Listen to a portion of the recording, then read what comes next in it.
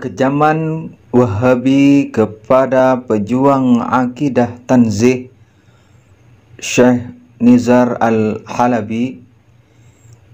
Allah ada tanpa tempat, tanpa arah. Kita bersyukur pada Ilahi Rabbi yang menjadikan kita umatnya Nabi dan menjadi pengikut penerus Nabi guru kita Syekh Abdullah Al-Harari, sehingga seakidah dengan santrinya yang menjadi syahid di akhir hidupnya. Bukti kesyahidannya nyata sekali, dengarkan ceritanya berikut ini. Ulama besar Syekh Nizar Al-Halabi, akidahnya Asy'ari dan Maturidi, menyebarkan kebenaran tiada henti, tegas menjelaskan sesatnya Wahabi. Bahkan tiap hari Jumat saat khutbah mengungkap kesesatannya Wahabiyah. Berani menjelaskan ilmu akidah, akidahnya Ahlus Sunnah wal Jamaah. Dengan sering mengulang akidah tanzih, Allah ada tanpa tempat, tanpa arah. Beliau merupakan ulama Lubnan, tulus dalam menyebarkan kebenaran. Bahkan ada orang yang tak dikenali menawarkan cek kosong agar berhenti. Cek kosong itu diminta untuk diisi berapapun asal dakwahnya berhenti. Maksudnya berhenti mengungkap yang ini, yaitu tentang kesesatan Wahabi. Tapi beliau tetap tidak berhenti, cek tetap kosong tidak beliau isi. Ketika beliau ditanya hal itu, saya tak akan menjual agamaku. Bahkan beliau juga diancam bunuh, keteguhan hatinya tak pernah runtuh. Itu seminggu sebelum kejadian, beliau syahid seminggu kemudian. Ternyata itu tidak hanya ancaman, tapi ternyata kejadian beneran. Karena beliau tak mau berhenti mengungkap semua sesatnya Wahabi. Bahkan beliau meminta ke muridnya semakin giat menyebarkan dakwahnya untuk mengungkap tentang kesesatannya golongan Wahabiyah yang mengancamnya. Justru ancaman semakin menguatkan untuk menyebarkan tentang kebenaran. Tidak sedikit pun ada ketakutan, seakan bilang syahid itu pilihan. Beliau wafat tanggalnya 31 bulannya Agustus pada waktu itu. Waktu itu tahunnya 95, yakni 1995. Dan 6 Rabiul Akhir Qamariyah 1416 tahun Hijriyah. Waktu itu beliau bareng anaknya dan juga bersama seorang sopirnya. Beliau bertiga satu kendaraan menuju Persatuan Islam Libanon. Tiba-tiba satu mobil menghampiri dan satu motor pun juga menghampiri. Mobil itu putih katanya warnanya dan langsung menembak kepada dirinya. Bahkan tembakannya pun berkali-kali. Di sana syahid Syekh Nizar Al-Halabi. Dan alhamdulillah selamat putranya tetap dalam ikat sabuk pengamannya. Maksudnya sabuk pengaman kendaraan yang biasa ada tiap kendaraan. Itu perintah Syekh kepada putranya memakai sabuk pengikat ke badannya. Subhanallah, nalurinya sangat kuat. Dengan izin Allah putranya selamat. Waktu itu kalau kita perhatikan hanya karena Wahabi ketakutan. Sebab waktu itu hampir pelantikan Syekh Nizar Halabi jadi mufti Lubnan.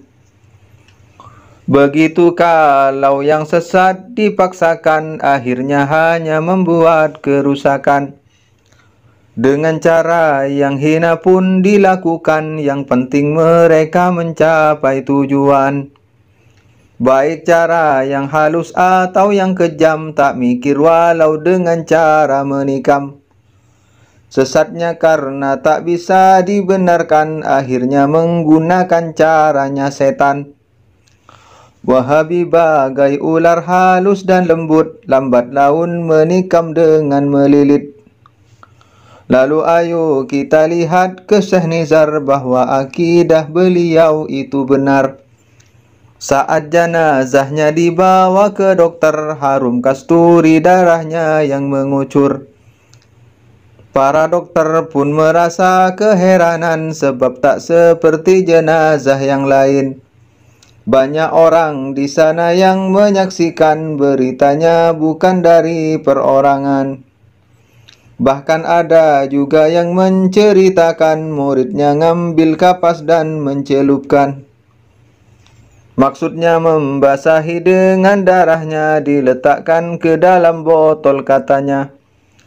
Lalu ditunjukkan sebagai buktinya, Syekh Nizar Halabi benar ajarannya. Subhanallah, Allah angkat derajatnya walau belum diletakkan ke kuburnya. Ini bukti orang takwa pada Allah, di dunia pejuang agama Allah. Para pelaku ditangkap semuanya dan mereka semua mengakuinya bahwa mereka pengikutnya Wahabi, bahkan menyebut tokoh-tokoh Wahabi. Muhammad bin Abdul Wahab pendirinya dan Ibnu Taimiyah yang diikutinya. Oleh hakim pun ditanya alasannya kenapa berani sampai membunuhnya. Lalu mereka menjawab alasannya karena Syekh Nizar bermaulid katanya. Maksudnya merayakan lahirnya Nabi, katanya syirik yani tak diampuni. Padahal yang syirik dan kufur Wahabi yang keyakinannya menyalahi Nabi. Namun jelas mereka tak menyadari atau untuk menutup aib sendiri. Kekufuran mereka pun sangat jelas, meyakini Allah semayam di arasy, berlandaskan pada beberapa ayat, padahal itu ayat mutasyabihat. Yang mutasyabihat tak boleh diambil kecuali dengan tafwid atau takwil. Awas Wahabi itu seperti bunglon, akidahnya berubah tidak konsisten. Ketika membaca ayat tentang arasy, katanya Allah bersemayam di arasy. Tapi ketika baca hadis jariyah, keyakinan mereka jadi berubah. Zahir hadis jariyah itu disebut oleh mereka bahwa Allah di langit. Ini bukti akidahnya tidak jelas, bilang di langit juga bilang di arasy. Padahal langit dan arasy beda tempat, jadi makin jelas kalau salah banget. Di atas langit ketujuh itu surga, sedangkan arasy itu atapnya surga. Semakin jelas Syekh Nizar itu benar, makanya ayo makin rajin belajar agar Wahabi tidak makin menjalar, sebab lembutnya mereka bagai ular. Kita sebarkan terus akidah tanzih, Allah ada tanpa tempat, tanpa arah. Semakin tulus, tangguh dan juga tegar, ambil pelajaran kisahnya Syekh Nizar. Saya mohon kepada para pendengar yang punya lebih lengkap tentang Syekh Nizar, silahkan langsung ditulis di komentar. Kalau sedikit itu hanya sebentar, tapi kalau banyak dan terasa sukar, apalagi banyaknya berlembar-lembar. Sebaiknya japri pada link di bawah, walau banyak tak apa, alhamdulillah. Apalagi kisahnya para masyayikh, semakin banyak saya mengambil hikmah. Tolong dikoreksi ini dari depan, jika ada yang salah tolong sampaikan. Jika benar-benar untuk meluruskan, tidak ada sedikit pun kezaliman. Karena zalim itu kerjaan setan, bukan meluruskan justru menghancurkan. Jangan hanya mandi tetapi menyelam. Akhir kataku kepadamu wassalam.